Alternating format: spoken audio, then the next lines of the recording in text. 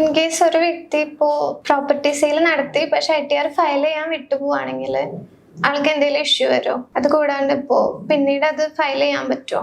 നമ്മൾ property sale നടത്തിയിട്ട് income tax return file ചെയ്യാൻ വിട്ടുപോയി എന്ന് വിചാരിക്കും. നേരത്തെ ജ്യോതിക ചോദിച്ച ക്വസ്റ്റ്യൻ്റെ കണ്ടിന്യൂഷൻ ആയിട്ടാണ് ഇപ്പോൾ ശ്രേയയുടെ ക്വസ്റ്റ്യൻ. അതായത് നമ്മൾ അങ്ങനത്തെ ഒരു സിറ്റുവേഷനിൽ നമ്മളൊരു സെയിൽ നടത്തി നമ്മൾ വിട്ടുപോയി, അങ്ങനെയാണെന്നുണ്ടെങ്കിൽ ഒരു കേസ് എന്ന് പറയുന്നത് നമുക്ക് നോട്ടീസ് വരാനുള്ള സാധ്യതയുണ്ട്. പ്രത്യേകിച്ച് നേരത്തെ പറഞ്ഞ പോലെ 30 lakhs എബോവ് ആണെന്ന് വിചാരിക്കും ട്രാൻസാക്ഷൻ ഒക്കെ വരുന്നത്. അങ്ങനെയാണെന്നുണ്ടെങ്കിൽ നമുക്ക് ഡെഫിനറ്റ്ലി നമുക്കൊരു നോട്ടീസ് വരും. അപ്പോൾ ഇനി അടുത്ത മാറ്റർ എന്ന് പറയുന്നത്, നമ്മൾ നേരത്തെ വിട്ടുപോയി, പക്ഷേ നമുക്ക് പ്രോഫിറ്റ് ഉണ്ട് എന്ന് വിചാരിക്കും. നേരത്തെ കേസ് നമുക്ക് ലോസ് ആയിരുന്നു, നമുക്ക് പ്രോഫിറ്റ് ഉണ്ട്, പക്ഷേ നമ്മൾ ആ സമയത്തൊക്കെ നമ്മൾ വിട്ടുപോയി ഫയൽ ചെയ്യാനായിട്ട്.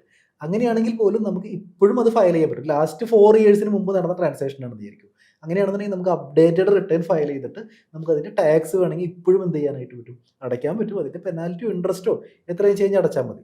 നമ്മൾ വൺസ് വിട്ടുപോയി എന്ന് വിചാരിച്ചിട്ട് നമുക്ക് നോട്ടീസ് വരുന്നവരെ വെയിറ്റ് ചെയ്തിരിക്കേണ്ട കാര്യമൊന്നുമില്ല.